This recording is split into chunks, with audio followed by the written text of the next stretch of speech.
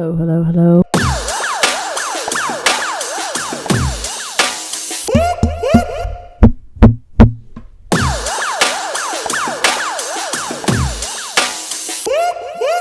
Hey, hey, I'm Gianina Mesina. I write words sometimes, and sometimes I speak them too. This is One More Thing's New Generation podcast, where we chat to the next generation coming through in the scene who are making waves and just doing things in the scene their way. But what's really cool is every single artist in this podcast series nominate the next guest who's going to appear. So it's this beautiful human chain of support, which we love to see. Shout out to Annalise Rom. I'm now taking the reins from her as she looked after the series last year. So let's go.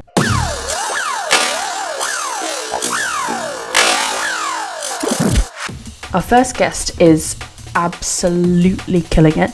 She's incredibly hardworking, thoughtful, and everything she does in her DJing and production is generally just crafted to the highest standard. And that really comes through in her sound and her approach to how she works with everyone and the artist journey that she's on. She's had a really big year. She's Hostel Records' 2026 mentee, which is absolutely huge. She's played everywhere from Shogun Sessions to Worried About Henry. She's got a bunch of shows coming up this year. You might have had a cheeky little read about her in UKF recently. And she's done all of this incredible work as one of the founders of the Circuit Sounds Collective, which supports up-and-coming artists and puts on grassroots events across loads of different genres. You might have also heard her talking about neuroscience on your feed. You might have seen that she's got a master's in neuroscience, so she really is our resident expert on all things drum and bass and the brain. It is, of course, the amazingly talented Bluck. So sit back, relax, and enjoy, and hit follow for one more thing.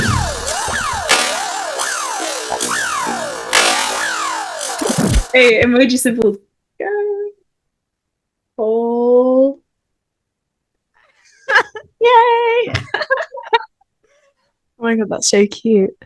First of all, I think you are amazing and such an inspirational woman as well as artist. It's all been popping off, and I think that maybe this is like 3-4 years ago you started that journey. But why did you decide to be a drum and bass DJ? What really hooked your heart about the music, and what made you fall in love with what you're doing now? Sure. Firstly, thank you. That was so lovely. I don't feel like I'm doing that much, so when someone sort of says all of that, you kind of realise, oh yeah, I guess I've done I can pull up the list again if you want. No, stop, I'm blushing. But yeah, I got into it. I actually didn't know what drum and bass was until I went to university. So I went to the University of Leeds, and drum and bass is, it's still big in Leeds, and all of my flatmates love drum and bass. Well, not all of them, there's actually a few that hated it, but the good flatmates love drum and bass, so they'd take me to events. And then I think I just really quickly fell in love with it. And then another interesting thing about the Leeds scene is, because it's so student dense, and all the students typically live in an area called Hyde Park or Headingley, and you'd live in these huge houses which were 4 or 5 floors, and they'd all have this really dingy basement.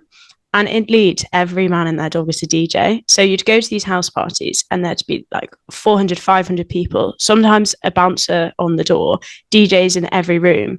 And I'd go to them quite often, and I'd just never see a woman on the decks. I'd see, so many people I knew, all these rugby boys I knew, all DJing, but never a woman.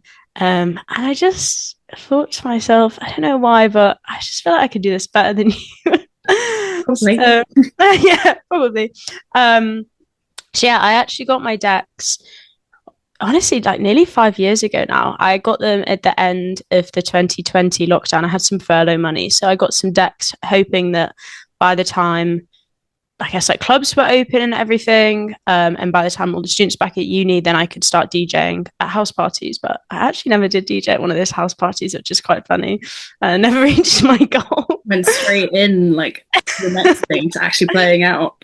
Yeah, pretty much. But yeah, I played a few events, but then I moved to London and was working full time and doing a part-time master's in cognitive neuroscience. And I just had no time, if I'm honest. And I didn't know anyone in the scene, not like now where I know quite a lot of people in drum and bass in one way or another in London. I didn't know a single person.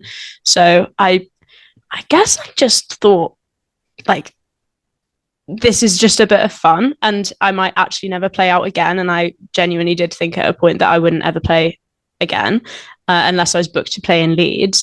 And then really randomly things just started happening. Like Pirate, as in Pirate Studios, do a residency competition every year where they'll select a handful of artists and they'll get to play at a festival and stuff. So I was selected from that. I don't even remember entering, but I was selected. And that got me some bookings in Leeds, which I think started the momentum. Then I went to hospitality on the beach that summer and then won the Bangers and Clangers competition. Yes. And I think I was so fortunate because I don't know how many people have been there, maybe 50 people, but I swear most of those people live in London and are connected to the drum and bass scene here one way or another. So that was just really helpful because I guess it was a nice ego boost, but as well, by the time I came back, I feel like it really got the ball rolling in terms of actually knowing people in London and getting bookings. And it's been, I mean, that was like over 2 years ago now. And I'd say as well, when I got back from hospitality on the beach, I think that made me realize actually, I really do like this. And I kind of seriously, and it almost feels a bit embarrassing to say for some reason. No. I actually really want to put everything into this and give it a good go. Would love to know like why you decided to do a part-time master's and start a DJ career and work full-time and what was the what was I thinking there? Good question.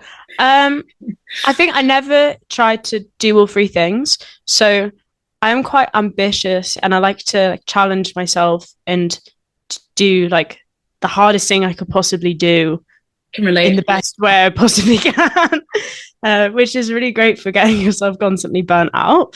At the time I was working at a startup doing marketing and I come from a psychology background and I've always just been really interested in, I guess, like the brain and human behavior, etc. So and I always knew I wanted to do a master's at some point. So I worked full time for a year. Then my company were fairly accommodating. So they let me sort of condense my hours, do the master's part time. That was long. Like I was working probably, I don't know, like over 60 hours every single week. And that's sort of at the time where I just wasn't DJing. So I just thought like, oh, DJing is a bit fun. I'll probably never play out again. And honestly, I'm kind of fine with that. And then it was after I finished my first year that it started to like snowball a bit. And then I could, with like DJing, it's sort of built on momentum. You can't go, you know what worried about, Henry? I'm actually not going to play your show and I'm going to wait a year. Like you can't do that. And I didn't want to do that either. So I just sort of went with it. But, oh my God, I was very tired and stressed for that whole year. It was never my intention to try and balance all three. It just accidentally happened. And not one thing could slide. I didn't want to drop out and I couldn't afford to not work. I think a lot of people can relate to that part. Yeah.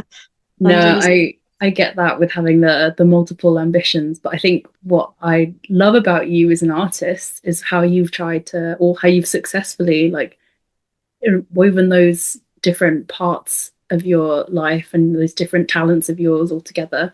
Like with the amazing neuroscience and drum and bass content that you're always posting and that I am personally so educated by. And I also really think you've started a trend here, or at least in this little corner of our internet, I feel like you definitely own that topic. So I'd love to see you doing that. Is that sort of just an unconscious thing that you started, or? Why did I start it? I think I thought it would do quite well, and it's interesting. I think as well when you study something for so long, and it goes really granular, and it can almost get actually quite boring because you look at something quite niche, and then when I'd take a step out and think, what do I actually know about this and how can I relate it? Because I have spent so much money on this degree. I've spent so many years studying it. I don't use it in my current job.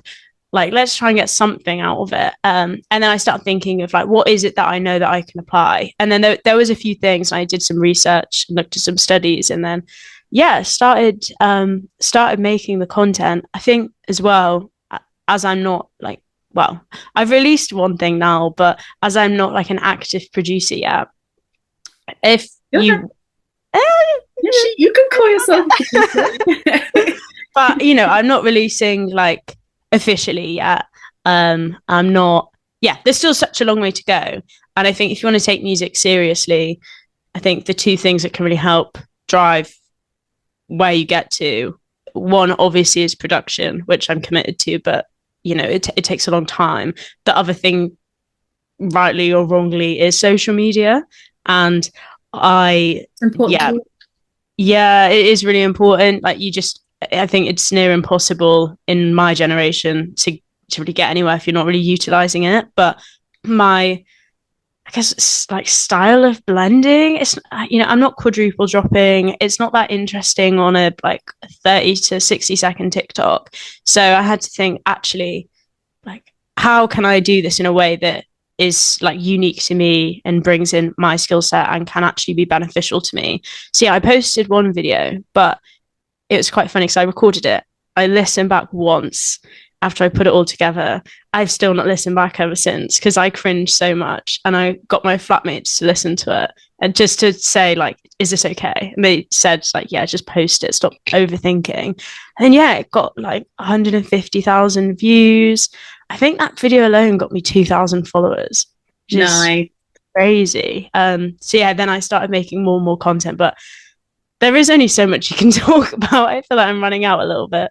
Yeah, no, you bring up like actual social media part of that as well, and that's a whole topic of conversation that's endless. Especially in drum and bass, I feel it's like one of those like, I don't want to say sidelined, more niche genres, and obviously there's niches within the niche, but especially for like that type of music, which is so underground. It's like how commercial and how much do we need to be like creating content and thinking about it from like that sort of thing, in order to get the music out there. Like, what should we have to do that? I'd love talking about that because it's so complicated.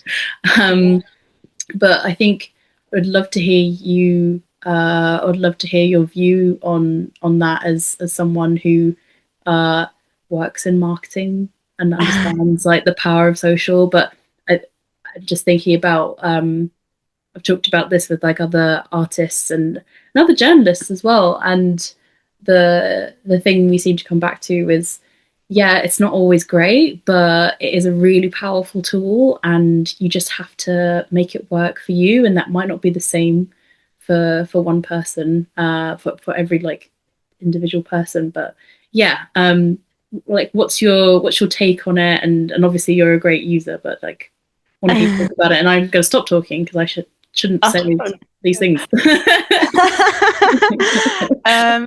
Sadly, the area of marketing I'm in, I hate my job. My manager isn't listening to this, but it's not quite as interesting as music marketing. Because I'm in B2B, so the skills are not transferable unless I wanted to run a webinar on why you should book me as an artist. Like, there's not. Yeah, I'm not. Maybe I should. That's anything. Yeah, there's not sadly many transferable skills. I think I've had to pick up a lot of my knowledge from just going as I can, figuring it out with my own music, I guess. I think my views are mixed. Personally, like very personally, I don't love it because I think you can literally see the way it's influencing the style and the sound that people will DJ. I think, fast mixing because of social media is That's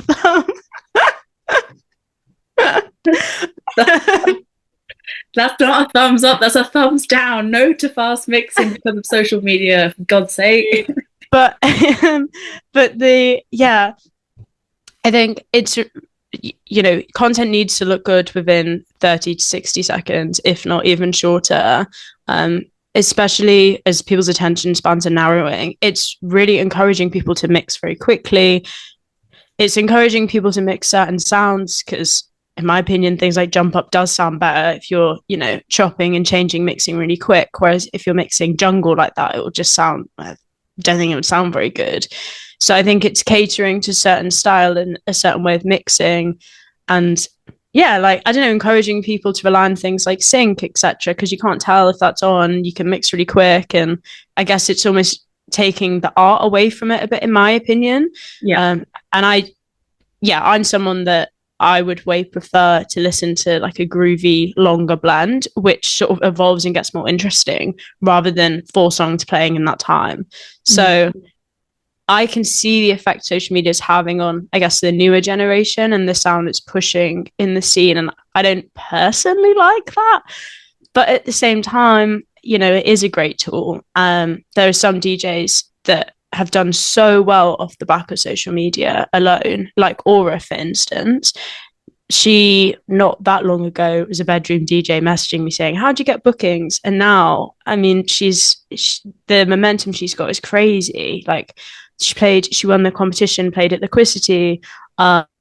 She like opened, I think, for Coven's show at Alternate this year, all off the back of just being really good at social media. And she is also a phenomenal DJ as well. So I guess that is an example of someone who, just the positive impact social media can have, especially for her. I don't think she lives in the best connected place. So if you live in the middle of nowhere and you're not in London and you can't just constantly go out and network, you're at a disadvantage. So I think that's a really good case of like just how beneficial it can be. It's a hard one. I think you just have to figure out what your style of social media is. Like Hugh Hardy is probably my favorite example of his like bootlegs that he'd make. And have you seen them where he'll start out on the piano? Yeah. He's a great producer as well. And those do so well for views. Like I think some have got like 1 million. And I think that shows that he's not someone that probably would be like out in your face being like, this is, the best blend you'll see today, or like the best track you've heard today. That's not going to be his style, but he's managed to find a way to use social media to drive momentum for him. So I think it's just about finding your style if you don't want to cater to the younger TikTok-y crowd. Yeah. If you don't want to. Yeah. But if you want to, that's fine. If you want to, that's fine too. And then that makes me think about, because you mentioned like the kind of like sounds that you really resonate with. So what is Bluck's sound at the moment? Yeah, I think it's evolved. Change. Maybe it will change. I think it's evolved a lot over the last year.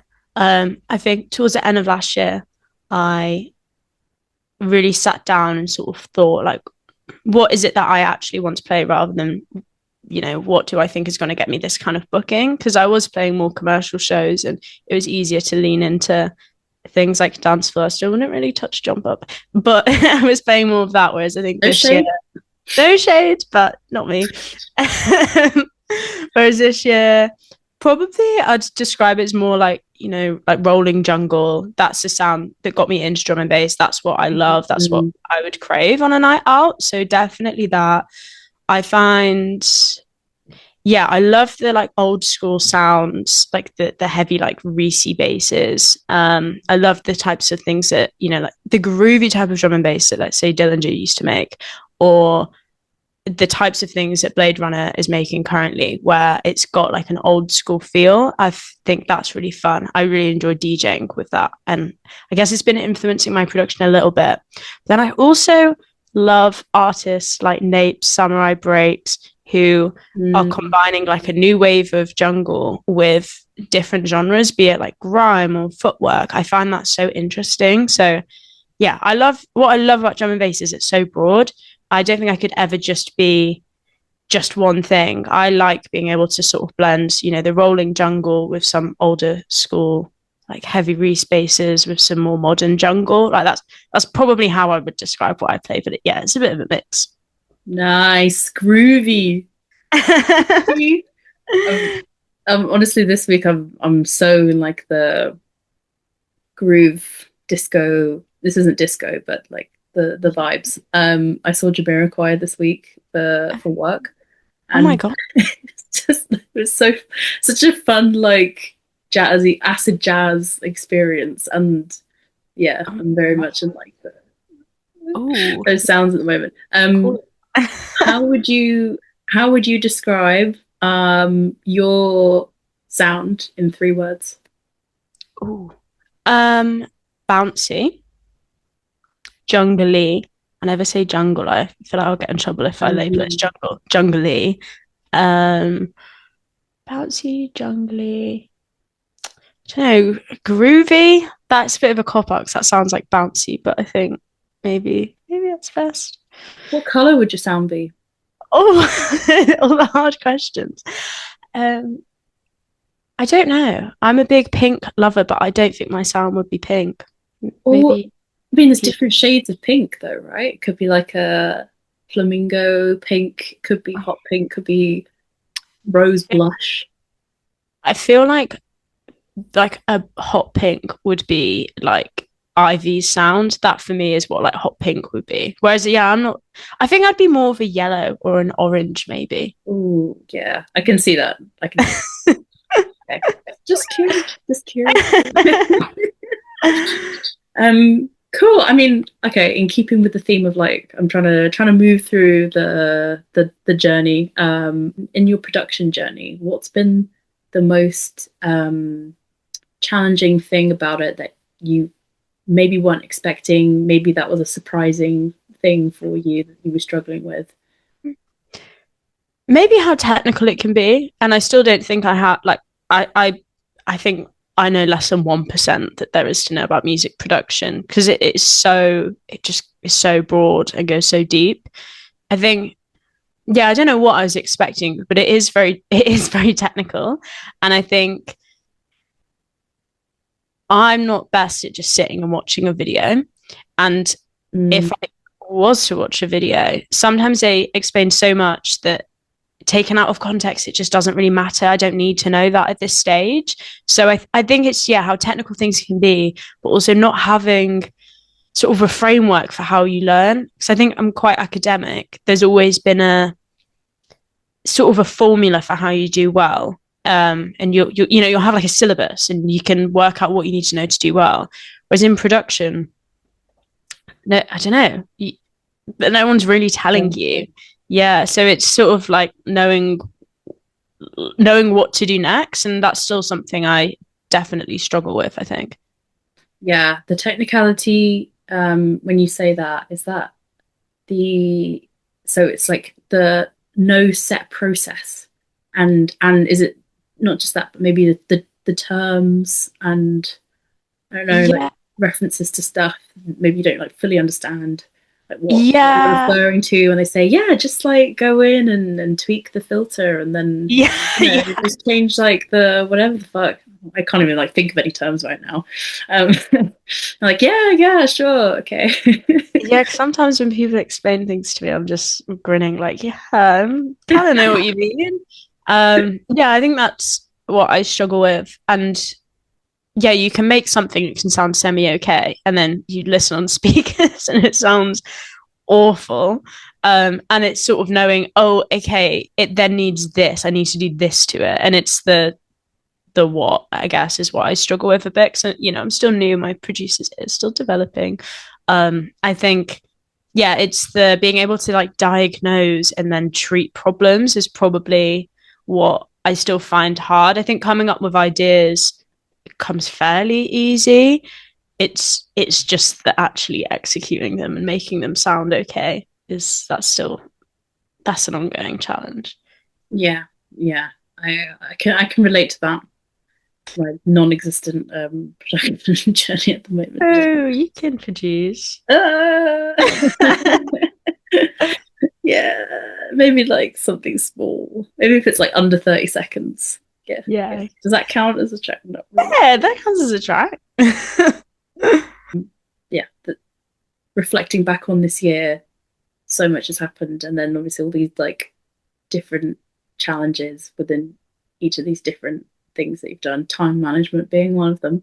So we haven't even like talked about this thing that's been so like huge in this year, that you started with Annie, which is Circuit Sounds Collective. And so much has happened with that this year, and it's just incredible the work that you guys have done. And I'm very, obviously, very, I feel very lucky to have been a part of it. The first question I had about that was, what was like the exact moment that you guys decided to start this music collective? Like, what was this tipping point where you're like, actually, we've had enough. We need to do something about this, because you've been very vocal about like the reasons behind it and what you're trying to do with this. But yeah, what did that when did that moment happen for you? Sure. So we moved in living together in July, and Annie very fortunately owns three CDJ 3000s, which has been a big blessing. And I think we thought it would be cool to do something with it, you know, the concept being maybe we do a live stream from ours, but there are a lot of collectives, especially in London, and they're all doing great things, but like we kind of thought the world doesn't need another one unless we're going to actually do something a bit different. Like what can we actually give the scene? And I think we thought about it. I think the thing that we kept circling back to is that we weren't enjoying the scene so much actually as ravers, and it would be because we would go and we'd see people play and everyone was kind of playing the same thing. I do think this year has been different. I've gone to a lot of good events this year, but last summer I do think everyone was slamming jump up, and dance floor a little bit more, and a lot of artists that I loved that I just think are amazing DJs, and I just love their selection. I'd see their set and be a little bit underwhelmed because they'd be playing like most other people on the lineup. Yeah, Annie felt the same, and I think we thought, wouldn't it be really cool if we set this up? And it initially started out, you know, with the live streams where artists come and they play something that they don't normally play. So that could be a different subgenre. Maybe someone wants to play liquid for the first time. That's, I think, quite a common one, is someone's always wanted to do a liquid set and they've, you know, they'll never get booked to do that. Or, you know, you come and you play a different genre. And that was something that I felt strongly about as well, because if I'm to go on a night out, often it actually isn't your drum and bass night out. I really love like garage. I love things that like 160. So I wanted to be able to experiment a bit more without the world thinking I'm pivoting as a DJ. Because I think you worry a bit about that if you start playing one thing, are people going to get confused and think I now do this? And no, I'm just a drum and bass DJ. I play what I play, but I want to have a bit of fun sometimes. So yeah, we started it as that, and we would have people come around and we'd record a live stream, which of course you did. And yeah, we did our first event in January at Planet Wax, which that was really good vibes. That went really well. I was really happy with that. And then we did another event at the Glove That Fits in Hackney, which was still another really good event. And again, people played things they don't normally play.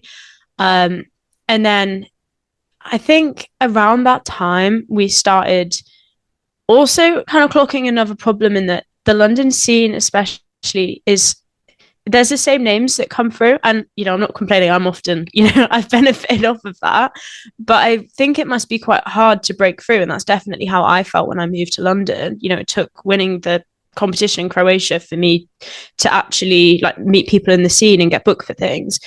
And I just imagine it's getting harder and harder. So we sort of evolved the brand to be a bit more inclusive and to try and get people their first sets as well. So we ran like an open decks night at the Bricks venue, which used to be called the Ton of Bricks. And we did that, I think, in June. Everyone could just apply for that online. So it was like really fair. And yeah, that went really well. Then the venue turned around and said, do you want to do a monthly night? And then that's sort of when we combined both concepts of there'll be a local DJ who, I guess like in a way headlines, but they're probably not like the size of a normal headliner, you know. It's kind of a chance for us and people we know in the London scene to get to create a night that they really want to. They get to play something they don't normally get to play, and yeah, they get to pick a load of newbies to join them on the lineup. So yeah, that's normally around the third or fourth Thursday of the month, Yeah, and yeah. yeah, it's going well. They're good fun. I really enjoy them. Yes, I mean, having been so lucky to play at one of those myself, I love the vibe that is there, and I mean, just as you say, being able to like create that, curate that kind of night, or giving like I know each of you have at this point, I think you Annie and Dove. Yeah, Taz did one. Yeah, Yeah. And then inviting other artists to be able to curate those themselves too. That is such an underrated opportunity, especially now. Like how like creative you can get with that, and then all of those different sounds coming through. Like I'm personally like so excited by it. But yeah, that like it's so nice to see that doing well. And I guess have you heard, I'm guessing you've heard like great things from other people too who've gone and experienced that, and what they felt and how they've experienced it. yeah. So the best thing about it is because it. I'm going to be honest. Alongside everything, it can feel like a lot of work. I think, especially like often I'm not gaining from this. I'm putting on a night, I've DJed one thing. So, it can often be a lot of work. But then I've had a few people afterwards say that like that was the best day of their life because they got to play their first set. I know I've had a few people say that, and just seeing posts on social media like that. And it's so sweet because I remember what it was like when I played my first set. And that's also how I feel now if I played a big show. Like that was the best day of my life. I know how amazing that feels.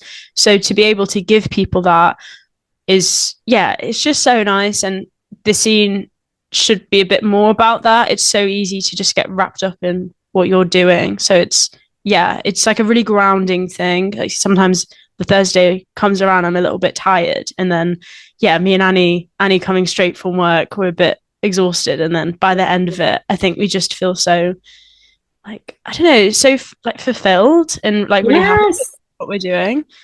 Yes. Oh, I love that. And yeah, I can definitely relate. We've talked a lot about like the kinds of challenges that you've faced in like your own like work, and then sort of how difficult it is to come up in the scene, especially if you don't necessarily have all those connections straight away.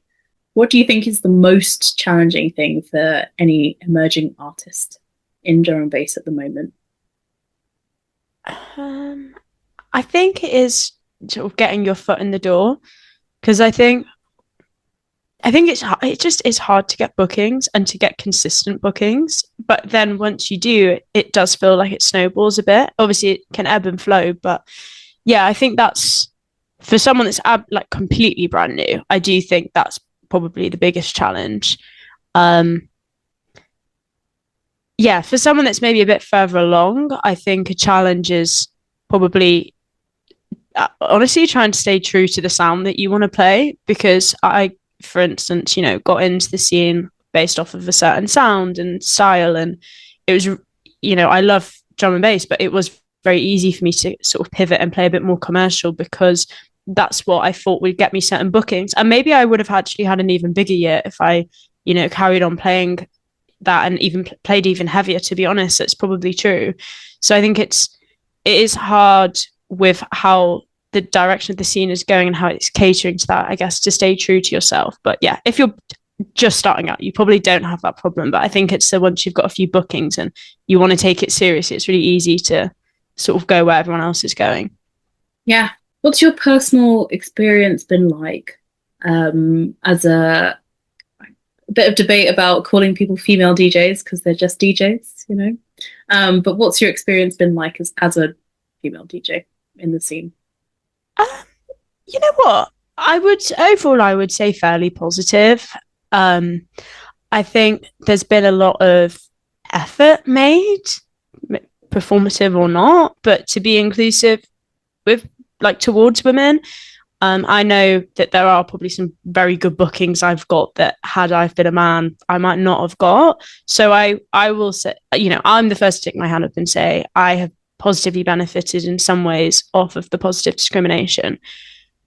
However, I think that what the challenges, like what comes with that, is maybe not being respected. And when you're in those spaces, you know, and I said this to a friend once, he's a male DJ, and he couldn't relate. He's like, God, yeah, I never thought of it that way.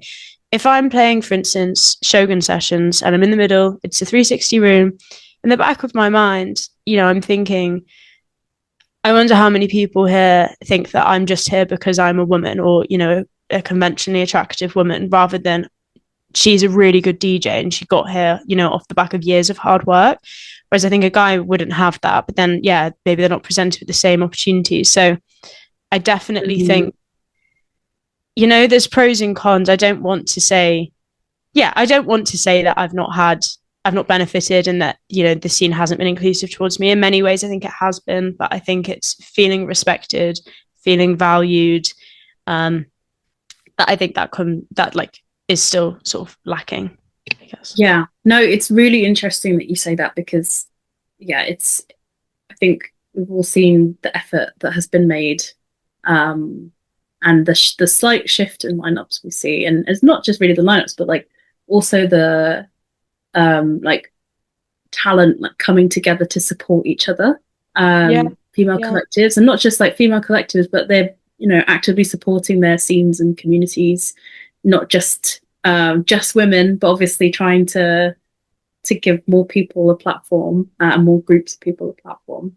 But yeah, no, I really really resonate with that, just from like conversations I've had with other people, and just I think also like it, you know what the weird thing is, seeing videos of like amazing women like doing their thing on social, and you've got these comments underneath like, yeah, but she's not, like, it's recorded, That's the biggest or she's only there because, like, you know, she fucked the producer or something, or yeah, that like, is no, that, why are you saying that? Like, that is the biggest thing. I think that's probably one of the biggest challenges women face. Or I'd say maybe safety could be one, because it can, you know, it can be quite scary if you're, you know, traveling around at whatever time on your own, etc.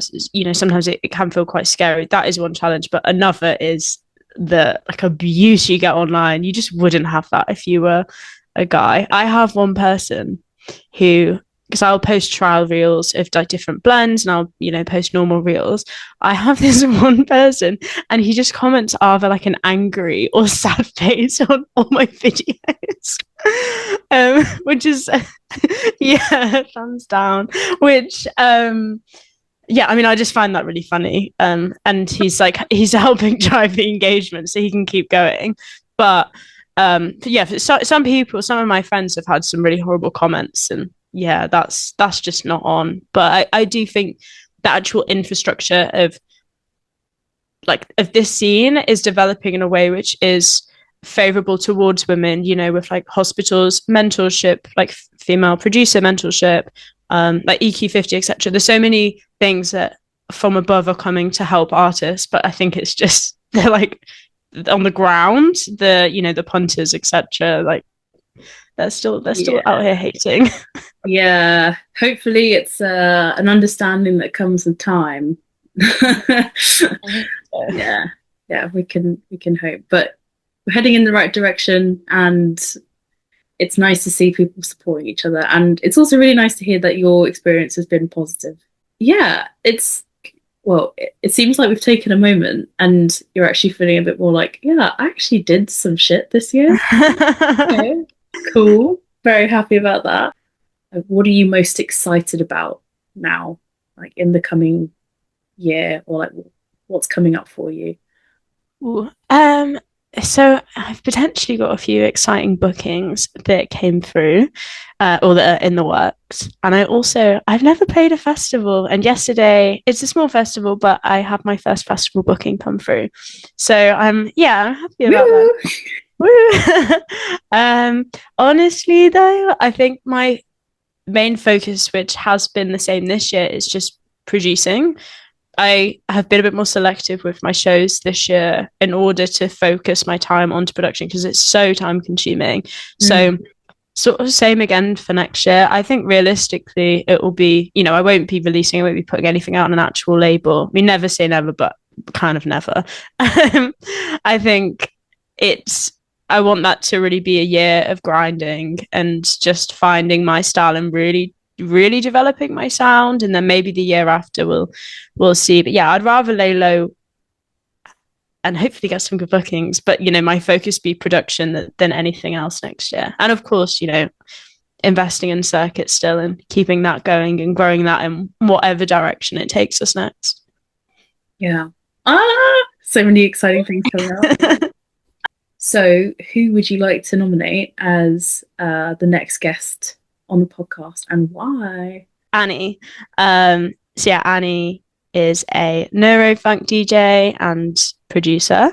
She has only been DJing 2 and a bit years, but what she's achieved is just crazy.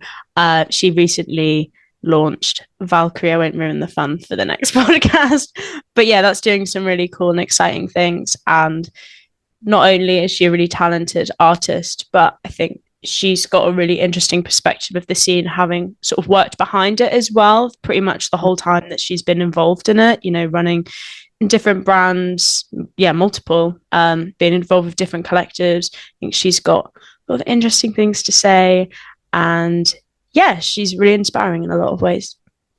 Oh, I think that's the most beautiful intro I've ever heard for another person from an artist. I don't think I've ever been so nice.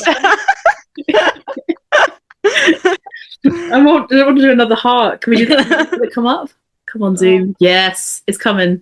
Yeah. Heart for Annie. Nice. Love it. Oh, okay. Well, Annie, get your ass on down. Come back to the UK, please. Down to new gen. Let's go. Or next gen. Thank you so much for taking the time to walk us through your story, which I'm sure has really I know that I've personally taken a lot of comfort from some of the things that we've talked about. So happy to have had this conversation. But thank you so much for your time, and thanks to everyone who's listening / watching and seeing all these beautiful hearts or hearing them. And we'll see you on the next one. One more thing.